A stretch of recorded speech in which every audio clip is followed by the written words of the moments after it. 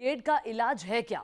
रामनवमी पर दंगा जमात ने कई राज्यों में हिंसा की थी, जिसका योगी स्टाइल में इलाज हुआ। मध्य प्रदेश के खरगोन से लेकर दिल्ली तक में दंगाइयों की संपत्ति पर बुलडोजर चला, तो असर आज ईद पर दिखा। यूपी में तो योगी फॉर्मूला रामनवमी से लेकर ईद तक कारगर साबित हो चुका है। दरअसल गवर्नेंस शांति की बातों से ज्यादा कानून व्यवस्था को चौकस करने से मजबूत होता है। यूपी में ईद पर कानून व्यवस्था को लेकर योगी का संदेश सीधा और सख्त था, नफरती एजेंडे पर जीरो टॉलरेंस का। और दंगा ब्रिगेड को मालूम था कि जहर फैलाया तो अंजाम क्या होगा।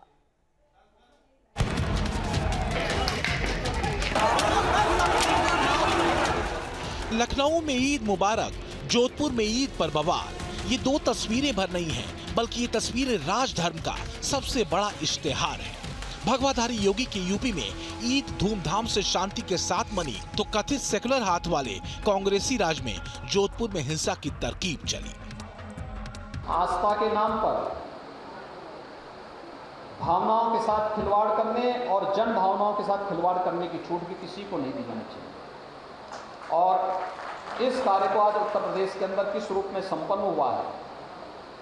सारे कार्यक्रम बहुत अच्छे ढंग से हो रहे हैं। आपने एक और उत्तर प्रदेश के अंदर देखा होगा, ये जितने अनावश्यक माइक होते थे, जगह जगह शोरगुल करते थे, सब उतर रहे हैं। 1 लाख माइक अब तक उत्तर प्रदेश के अंदर उतर चुके हैं।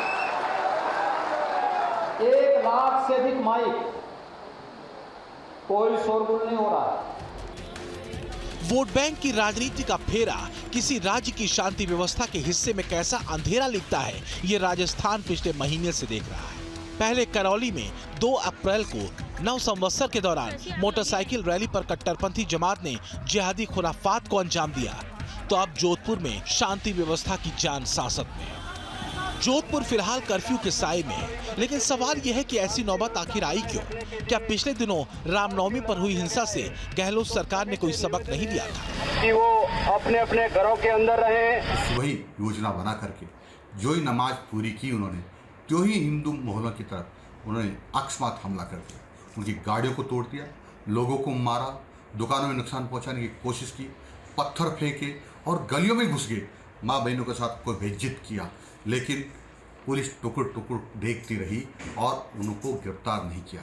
ये सब आतंकवादी हमला कर रहे हैं। करौली हिंसा हो या जोधपुर हिंसा, दोनों की जड़ों में वही जिहाद है जिसका जहर कट्टरपंथी जमात उतारती रही है। मजहब के नाम पर नफरत का वो खेल, जिसको कंट्रोल करने में सबसे बड़ा रोड़ा बन जाती है वोट बैंक की राजनीति और कथित सेकुलरिज्म का कोरा पाठ। तो सवाल ये है कि क्या जोधपुर हिंसा से बचा जा सकता था?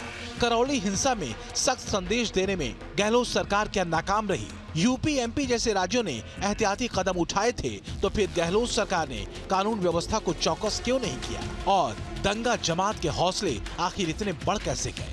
सरकार के लॉ एंड ऑर्डर फेल्योर के कारण से अपराधियों के हौसले बुलंद हुए। करौली से लेकर के अन्य स्थानों पर जिस तरह की घटनाएं हुई है और जिस तरह से सुनियोजित रूप से छतों पर से पत्थर जो पहले से एकत्रित किए थे वो पत्थर बरसाए गए, ऐसा प्रतीत होता है कि इसी तरह की मंशा के साथ में तैयारी पहले भी की गई थी। यही वजह है कि योगी ब्रांड राजधर्म अमन चैन की गारंटी बन चुका है। जिन लाउड स्पीकर्स को मस्जिदों से उतारने को लेकर इतनी अड़ीबाजी महाराष्ट्र में हुई, वही लाउड स्पीकर योगी राज में दनादन उतारे गए। यूपी में मस्जिदों और मंदिरों से करीब 54,000 लाउड स्पीकर उतारे गए, जबकि 60,000 से ज्यादा लाउड स्पीकरों की आवाज कम हुई। न कहीं कोई विवाद हुआ, न कोई टेंशन, सिर्फ इसलिए क्योंकि योगी राज में कानून व्यवस्था पर अटेंशन ज्यादा था। इतना ही नहीं, पिछले दिनों जब 6 राज्यों में रामनवमी पर हिंसा की वारदातें सामने आई, तब भी योगी राज में माहौल अमन चैन वाला था। 800 स्थानों पे रामनवमी के शोभा यात्रा थी, जुलूस भी थे, और साथ साथ इस समय रमजान का महीना चल रहा है, रोजा अफ्तार के भी कार्यक्रम रहे होंगे। कहीं भी कोई तू मैं नहीं हुई, दंगे फसाद की बात तो दूर है।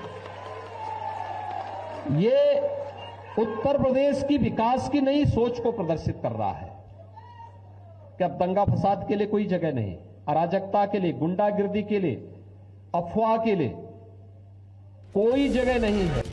योगी का ये कड़क स्टाइल नया नहीं है। अगर यूपी में दंगा ब्रिगेड डीएक्टिव हुआ है, तो इसके पीछे वजह है योगी का प्लान 5, जिसमें योगी का घटना से पहले ही तगड़ी तैयारी पर जोर रहा है। संवेदनशील मुद्दों पर उनकी बारीक नजर रही है। चुस्त दुरुस्त लॉ एंड ऑर्डर का मंत्र है। सीएम योगी खुद तैयारियों की तेज मॉनिटरिंग करते हैं और बेधड़क दंगाइयों पर फौरन एक्शन लेते हैं। जोधपुर में दंगा ब्रिगेड के हौसले क्यों बुलंद हुए? पत्थरबाजी और हिंसा हुई। अफसोस ये है कि अलवर में 300 साल पुराने मंदिर पर बुलडोजर चलाने के बजाय अगर ये बुलडोजर करौली की दंगा ब्रिगेड पर चला होता तो शायद जोधपुर कांड न होता।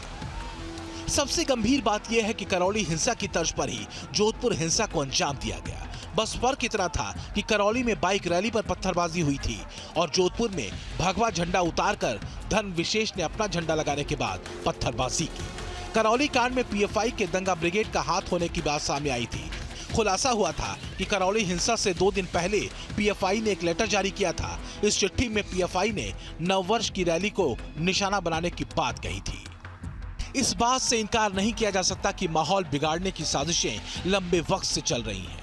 कट्टरपंथी जमात बौखलाई हुई है। राष्ट्रवाद का रंग अब उसे अखर रहा है। जिहादी कट्टरपंथ का इलाज वोट बैंक की राजनीति के दोहरे स्टैंडर्ड से कभी नहीं हो सकता। कट्टरपंथी जमातों की जिहादी इमारतें योगी का बुलडोजर तंत्र ही ढहा सकता है।